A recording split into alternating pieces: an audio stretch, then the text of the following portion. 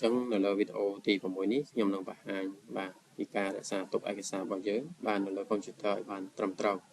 ចឹងការរក្សាទុកឬក៏យើងហៅថាបាទ save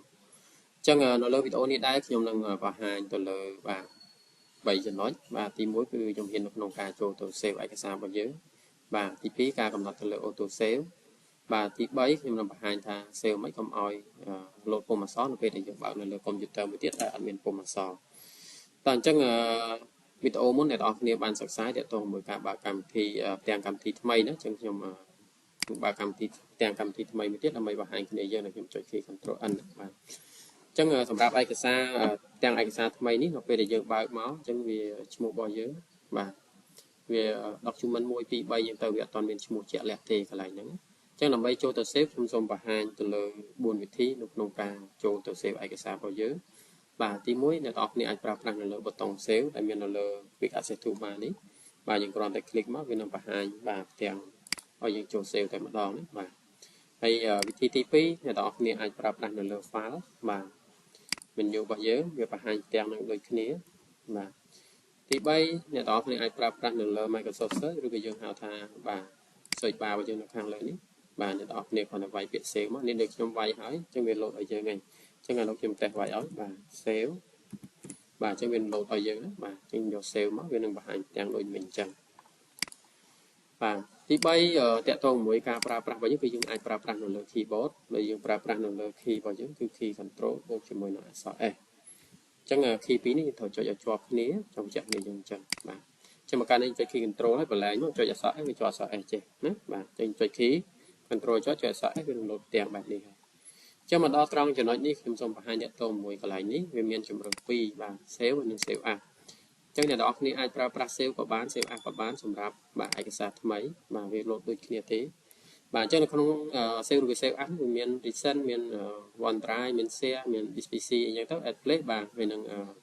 បាទប្រើអញ្ចឹងសម្រាប់ recent នេះវានឹង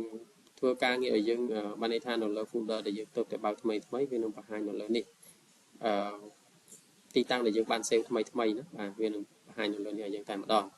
អញ្ចឹងនៅក្នុងនេះខ្ញុំ recommend ឲ្យគ្នាយើងបាទសូមយក DPC ឬក៏យកពាក្យថា browse អញ្ចឹងសម្រាប់ DPC អ្នកទាំងអស់គ្នានៅពេលដែលចុចទៅវានឹងបង្ហាញទាំងបែបនេះអញ្ចឹងកន្លែងនេះយើងធ្វើការដាក់ឈ្មោះឯកសារយើងមកហើយសម្រាប់ឈ្មោះឯកសារសូមបញ្ជាក់គ្នាយើងបន្តិចថាឈ្មោះឯកសារសូមដាក់កិច្ចការដែលយើងធ្វើកុំព្យាយាមដាក់ឈ្មោះខ្លួនឯងណាបាទដោយសារកន្លងមកខ្ញុំឃើញគ្នាយើងដែលកូនសិស្សខ្ញុំដែលខ្ញុំបរៀនហ្នឹងគាត់បាទ save ដាក់តែឈ្មោះខ្លួនឯងឧទាហរណ៍ឈ្មោះរ៉ានុតអីចឹងទៅគាត់ទៅ save តែឈ្មោះគាត់រ៉ានុតចឹងទៅបាទអញ្ចឹងនៅពេលដែលយើងធ្វើឧទាហរណ៍ថាខ្ញុំទៅធ្វើតាក់ទងជាមួយនឹង exercise ណាបាទ exercise បាទ exercise 2អញ្ចឹងទៅយើងសរសេរនៅពេលយើងសរសេរយើងសេដាក់ exercise 2អញ្ចឹងទៅណាបាទហើយសម្រាប់ទីតាំងខាងលើនេះគឺជាកន្លែងចង្អុលបង្ហាញទីតាំងឲ្យយើងបាទអញ្ចឹងបើសិនជាយើងអត់បានរើសទេ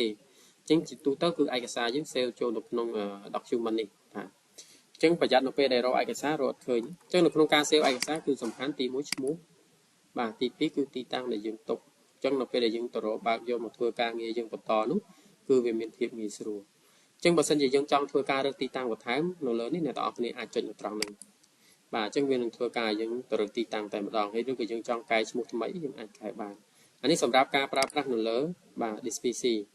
តោះខ្ញុំសូមបង្ហាញមួយទៀតតាក់ទងជាមួយនឹងនៅលើ browse អានេះមកលើ BCC បើសិនយកចង់នេះទេយើងយក save មកក៏បានដែរសម្រាប់ Word ជំនាន់ក្រោយយើងស្រួលអញ្ចឹងបាទឥឡូវខ្ញុំសូមបង្ហាញទៅលើ browse ដូច Word ជំនាន់មុនដែរអញ្ចឹងកន្លែងនេះយើងអាចដាក់ឈ្មោះបានហើយសម្រាប់ឈ្មោះនេះដែរសូមបញ្ជាក់ថាបើសិនជាយើងមានវាយអក្សរបាទឥឡូវខ្ញុំអត់យកទេខ្ញុំថយវិញឧទាហរណ៍ថាខ្ញុំវាយអក្សររបស់យើងវាយនៅលើនេះបាទយើងវាយមានអក្សរយើង x បាទសរសៃបាទមួយយើងចាស់ឧទាហរណ៍ណាបាទWord ចឹងចាស់ណាបាទយើងគ្រាន់តែ note ទៅថាអូអានឹងវា exercise មួយអាចមាន Word មាន Excel ទៀតចឹងណាឧទាហរណ៍ទេអញ្ចឹងយើងវាយអញ្ចឹងទៅបើយើងយក save បាទឬក៏ save as វានឹងធ្វើការបាទបើយើងចុចលើ browse មកវានឹងធ្វើការចាប់ឈ្មោះនេះបាទចាប់ឈ្មោះដែលយើងបានវាយនៅលើគេបាទនៅជួរខាងលើគេវានឹងចាប់ឈ្មោះនឹងឲ្យយើងតែម្ដងអូតូម៉ាទិកអានេះជាចំណុចខ្លះដែលយើងត្រូវតែដឹងដែរណាបាទអញ្ចឹងតកតងជាមួយនឹងចុចនៅកន្លែងនេះបើយើងយកនេះយើងត្រូវដាក់ឈ្មោះថ្មីតែយើងចុចលើ browse នេះយើងត្រូវបាទមើលឈ្មោះនឹងផងថាតើឈ្មោះនឹងត្រឹមត្រូវនៅយើងអាចដាក់វិញបានដូចគ្នាទេឥឡូវទៀតខ្ញុំអត់ចង់បានវត្តនេះទេខ្ញុំចង់បានត្រឹមតែបើ exercise មួយទេ lại extension នេះយើងមិនចាំដាក់កបានទេ .docx នេះអានេះវាជាកតុយ file របស់យើងនៅខាងក្រោយនេះវានឹងភ្ជាប់ឲ្យយើងនៅពេលដែលយើង save ហ្នឹងបាទចឹងនៅពេលដែលយើងដាក់ឈ្មោះហើយយើងត្រូវចាំបាច់មួយទៀតគឺយើងត្រូវធ្វើការជ្រើសរើសទីតាំងអញ្ចឹងឈ្មោះមិញដូចខ្ញុំបញ្ជាក់អញ្ចឹងពេលដាក់សូមប្រើប្រាស់ឈ្មោះបាទរបស់ឯកសារកុំព្យាយាមដាក់ឈ្មោះខ្លួនឯងបើយើងចង់ភ្ជាប់ឈ្មោះសូមភ្ជាប់នៅបន្ទាប់ពីឈ្មោះដែលយើងឈ្មោះឯកសាររបស់យើងនៅខាងក្រោយណាបាទតែចំណុចមួយទៀតគឺតកតងជាមួយនឹងទីតាំងចាខាងលើនេះវាចូលបង្ហាញទីតាំងរបស់យើងអាចមើលនៅកន្លែង address bar របស់យើងនៅខាងលើនេះបានអញ្ចឹងវាបង្ហាញថានៅលើ library បាទ document យើងទៅនៅលើ folder document គឺនៅត្រង់នេះបាទបើយើង save ទៅវានឹងចូលទៅលើហ្នឹងអញ្ចឹងបើយើងអត់ចង់បាននៅទីតាំងនោះទេខ្ញុំចូលមកលើ this PC ណាបាទអញ្ចឹងកន្លែងទីតាំងវាសំខាន់ណាស់អញ្ចឹងអ្នកទាំងអស់គ្នាត្រូវនៅពេលដែល save សូមធ្វើការជ្រើសរើសបាទឲ្យបានត្រឹមត្រូវផងអញ្ចឹងនៅក្នុងការជ្រើសរើសទីតាំងវាមានពីរជម្រើសឲ្យយើងនៅក្នុងសម្រាប់ត្រាយនៅលើកុំព្យូទ័រយើងហ្នឹងអាចមាន1ឬក៏2បាទកុំព្យូទ័រខ្លះនៅពេលដែលទិញមកគេដល់ឡើងឲ្យយើងតែ1ត្រាយទេតែអ្នកទាំងអស់គ្នាអាចចែកវាបាននេះហ្នឹងអញ្ចឹងនៅសំខាន់នៅពេលដែលយើងហេតុអីបើយើងចាំបាច់ត្រូវមាន2ត្រាយអញ្ចឹងយើងត្រូវត្រាយមួយយើងត្រូវដាក់ Windows ត្រាយមួយទៀតគឺសម្រាប់ដាក់ឯកសារណាអញ្ចឹងត្រាយ C នេះនៅពេលដែលយើងមានបញ្ហា Windows នៅពេលដែលយើងដំឡើង Windows ថ្មីទៅចុះឯកសារនៅក្នុងនោះទាំងអស់វានឹងធ្វើការបាត់បង់តែម្ដងវានឹងបាត់អស់តែម្ដងចឹងបើយើងចង់រក្សាឲ្យវាកុំឲ្យបាត់បង់អ្នកនរគ្នាត្រូវ save នៅលើត្រាយដែលក្រៅពីត្រាយដែលផ្ទុក Windows ណាបាទចឹងឥឡូវខ្ញុំ save នៅលើត្រាយនេះបាទចុចបើកវាមកហើយចំណុចមួយទៀតដែរដែលអ្នកនរគ្នាគួរតែដឹងដែរបានន័យថានៅពេលដែលយើងចូលមករើសទីតាំងកន្លែងនេះអញ្ចឹងបើសិនជាអ្នកទាំងអស់គ្នាឃើញឈ្មោះ file Word របស់យើងឬក៏ file PDF បាទ Excel ក៏ដោយបាទអញ្ចឹងនៅពេលដែលយើងចុចបើកវាទៅបើសិនជាក្នុងកន្លែងនេះយើងចុច select លើឈ្មោះណាមួយឥឡូវទៀតថាខ្ញុំ copy នេះទុកសិនបាទអញ្ចឹងបើយើងចុចលើឈ្មោះណាមួយវានឹង copy ឈ្មោះរបស់ឯកសារហ្នឹងឧទាហរណ៍ថានេះឈ្មោះឯកសារនេះគឺកិច្ចការ Google Land យើងចោះឧទាហរណ៍ណាបាទអញ្ចឹងឈ្មោះរបស់យើងគឺនៅក្នុងនេះគឺ exercise មួយឡើយអញ្ចឹងបើខ្ញុំចុច select លើវាអញ្ចឹងវានឹងធ្វើការចម្លងឈ្មោះរបស់យើងហ្នឹងមកបាទឈ្មោះឯកសាររបស់គេដើមតែម្ដងអញ្ចឹងវាបាត់ឈ្មោះរបស់យើងដើមអញ្ចឹងយើងត្រូវមើលកន្លែងហ្នឹងដែរប្រយ័ត្នច្រឡំឈ្មោះអញ្ចឹងខ្ញុំផាសរបស់ខ្ញុំមកវិញណាអញ្ចឹងឥឡូវក្នុងការបើកទីតាំងណាឥឡូវខ្ញុំបោះខ្ញុំទីតាំងរបស់ខ្ញុំបើកមកដល់ this PC បាទ new volume D ហើយអញ្ចឹងខ្ញុំចង់ដាក់នៅលើ folder ណាមួយទៀតឥឡូវទៀតខ្ញុំចង់ save នៅក្នុងលើ folder មួយឈ្មោះ Ravut នេះហើយតែទៅមួយ folder នេះ icon នេះគឺដោយសារខ្ញុំដូរជាធម្មតាគឺ folder របស់យើងគឺ icon ពណ៌អញ្ចេះឯណាពណ៌អញ្ចេះចានេះដោយសារខ្ញុំដូរទៅគឺវាមានស្ថានបែបនេះនេះឃើញទេមានបែបនឹងផ្សេងៗទៀតអញ្ចឹងអ្នកនរគ្នាចង់ចេះទៅមើលវីដេអូខ្ញុំផុសមុនហ្នឹងទៅបាទគឺមានហើយអញ្ចឹងខ្ញុំបើក folder ហ្នឹងសិនណាចាឥឡូវទៀតថាខ្ញុំមាន Word exercise នេះមាន folder បើយើងអាចបើកទុកវានៅក្នុងហ្នឹងទៅនេះមាន PC exercise មួយហ្នឹងទៅអានេះខ្ញុំដាក់តែ exercise មួយទេណាបាទអញ្ចឹងយើងមកដល់ទីតាំងនេះដូចខ្ញុំបញ្ជាក់អញ្ចឹងកុំចុចលើ file ដែលមាននៅក្នុងហ្នឹងបើកាលណាយើងចុចនៅលើហ្នឹងវានឹងធ្វើការ copy ឈ្មោះហ្នឹងយកមកដាក់នៅលើឯកសារយើងហ្នឹងឯងណាបាទអាហ្នឹងមានរឿងនិយាយគ្នាទៀតបាទតែឥឡូវយើងបើសិនជាយើងនេះហើយយើងយក save មកបាទប៉ុណ្្នឹងមកគឺរួចរាល់ហើយសម្រាប់ការ save ឯកសាររបស់យើងអញ្ចឹងយើង save មិញយើងដឹងហើយឯកសាររបស់យើងឈ្មោះ exercise មួយទីតាំងរបស់យើងដាក់នៅក្នុង this PC new volume D បាទក្នុង folder មួយឈ្មោះ Ravut ហើយ Word exercise ណាបាទអញ្ចឹងតកតងមួយការ save គឺចំណុចសំខាន់យើងត្រូវចាំឈ្មោះឯកសាររបស់យើងហើយនឹងទីតាំងដែលយើងបានទុកណាតើចំណុចទី2គឺតកតងជាមួយនឹងការកំណត់ទៅលើ auto save បានឲ្យវា save ដោយស្វ័យប្រវត្តិបាទនៅពេលដែលយើងធ្វើការងារហ្នឹងបាទដើម្បីចូលទៅកំណត់បាទអ្នកនរគ្នាអាចចុចនៅលើ file របស់យើងបាទហើយយើងយកមើលនៅខាងក្រោមវាមានពាក្យថាបាទ option ចឹងនៅលើ option នេះអ្នកនរគ្នាត្រូវជ្រើសរើសនៅកន្លែងនេះយើងយកកន្លែង save ណាបាទសម្រាប់ save នេះយើងមើលមកស្ដាំមកយើងនឹងឃើញមានពាក្យថា save បាទ auto recover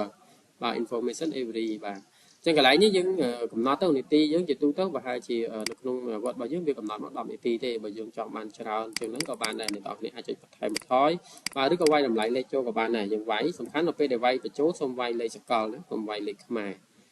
អត់ស្គាល់ទេបាទយើងកំណត់តែប៉ុណ្្នឹងមកបាទយើងអូខេមកជាការស្រេចបាទនេះតើតងជាមួយនឹងការកំណត់ auto save អញ្ចឹង20នាទីវា save auto 20នាទី save auto យើងតែម្ដងក្រោយពេលដែលយើង save ឯកសារយើងហើយតែចំណុចទី3គឺយើងកំណត់ថាតើ save យ៉ាងម៉េចបាទកុំឲ្យវាលោតពុម្ពអក្សរនៅពេលដែលយើងចូលទៅលើកុំព្យូទ័រមួយទៀតនោះយើងផ្ញើទៅឲ្យគេបើកមើលទៅកុំឲ្យលោតពុម្ពអក្សរអញ្ចឹងកន្លែងនេះយើងនៅពេលដែលយើងចង់ប្រើប្រាស់មុខងារបែបហ្នឹងអ្នកនរគ្នាគ្រាន់តែចូលទៅក្នុង file menu ទៅដែរហើយយក option ទៅដែរហើយចូលលើកន្លែងប៊ូតុងកន្លែងមុខងាររបស់យើងគឺ save ដែរណា menu របស់យើងណាបាទចឹងអ្នកនរគ្នាអូសមកក្រោមតិចមកអ្នកនរគ្នានឹងឃើញមានពាក្យមួយពាក្យថា embed font បាទ into file នេះណាបាទអញ្ចឹងវានឹងធ្វើការ embed font ដែលមាននៅលើ file របស់យើងហ្នឹងហើយកន្លែងនេះអ្នកនរគ្នាមិនបាច់ tick ក៏បានដែរបាទ tick ក៏បានមិនបាច់ក៏បានដែរ ចឹងកន្លែងនេះបើយើង tick ទៅវាបានន័យថារាល់វាគ្រាន់តែជួយបរួង file យើងឲ្យវាតូចបានន័យថាទំហំវាឲ្យវាតូចជាងមុនតែប៉ុណ្្នឹងឯងបាទចឹងកន្លែងបាច់ tick ក៏បានដែរចឹងយើងហើយយើងអូខេមកបានហើយចឹងកន្លែងនេះចំណុចសំខាន់គឺគ្រាន់តែយើងប្រើប្រាស់ទៅលើ embed font តែប៉ុណ្្នឹងគឺបានហើយបាទយើងអូខេមកជាការស្រេចបាទចឹងនៅពេលដែលយើងធ្វើការវាយអក្សរបាទចឹងបើយើងវាយជាទូទៅឥឡូវខ្ញុំយករូបមន្តយកមកវាយតែម្ដងបាទរូបមន្តនេះរូបមន្តពីអក្សរសូមបញ្ជាក់គ្នាយើងបន្តិចគេអត់ដឹងខ្ញុំយក5មកណាដោយសារខ្ញុំវាយទៅវាមិនលឿនអញ្ចឹងវាយដៃមួយបាទតែខ្ញុំ enter មកចឹងយើងបានអក្សរមកបែបនេះអញ្ចឹងយើងហើយយើងចុចប៊ូតុង save មកចឹងឯកសារយើងវានឹងធ្វើការ save បន្តឲ្យយើងហ្នឹងបាទចឹងបើសិនជាយើងចុចប៊ូតុង save ហើយឥឡូវទៀតថាបើសិនខ្ញុំចុចប៊ូតុង save ហើយខ្ញុំមានវាយអក្សរមួយទៀតណាខ្ញុំវាយ A ចឹងទៅណាបាទអក្សរនេះអក្សរប្រហែល5អក្សរនេះ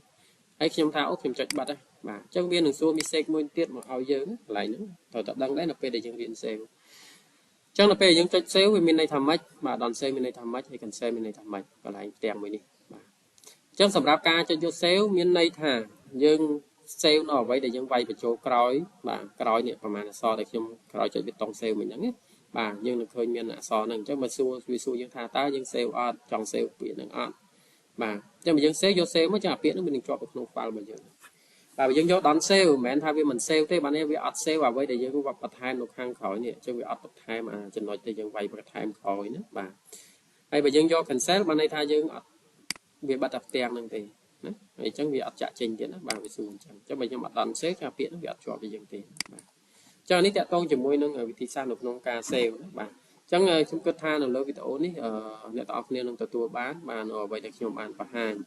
ចឹងខ្ញុំសរុបឲ្យវិញតកតងមួយជំហានទាំង4ហ្នឹងក្នុងការចូលទៅ save បាទអ្នកទាំងអស់គ្នាប្រើមួយណាក៏បានបាទនៅលើ quick access toolbar នៅលើ file ឬក៏នៅលើ search bar ឬក៏យើងប្រើប្រាស់នៅលើ shortcut key ណាជំហាននៅក្នុងការចូលរបស់យើងហ្នឹងបាទហើយនៅក្នុងការ save ដែរអ្វីដែលសំខាន់ខ្ញុំបញ្ជាក់ឲ្យឡើងវិញគឺឈ្មោះឯកសារនិងទីតាំងបាទហើយ auto save ដូចគ្នាបាទខ្ញុំគិតថាអ្នកទាំងអស់គ្នានឹងទាន់ហើយនឹងការកំណត់ពុម្ពអក្សររបស់យើងហ្នឹងហើយបើសិនជាមានសំណួរបន្ថែមអ្នកទាំងអស់គ្នាក៏អាចធ្វើការ comment នៅខាងក្រោមនៃវីដេអូរបស់ខ្ញុំបានដែរហើយកុំភ្លេចជួយចែករំលែកវីដេអូខ្ញុំម្នាក់មួយផងបាទអរគុណជួបគ្នានៅវីដេអូក្រោយៗទៀត